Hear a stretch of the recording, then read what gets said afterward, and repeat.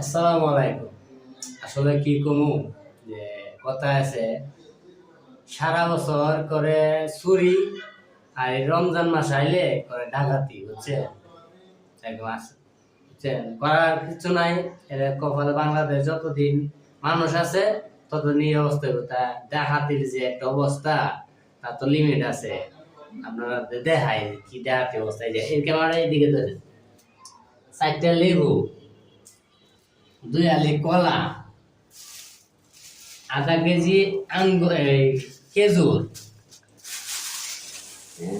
3টা শসা আধা কেজি হইতো না, 2টা মালটা, 2টা কমলা, বুঝছেন? এই হচ্ছে 800 টাকা ইফতারের আয়োজন। এখন যদি এখানেও দেখা গেছে খেজুর 2 দিন যাইব, শসা তো আজকেই শেষ, কলা আজকেই শেষ, মালটা আজকেই শেষ, লেবু 2 দিন যাইব, ঠিক আছে? আজকে 2টা, কালকে 2টা।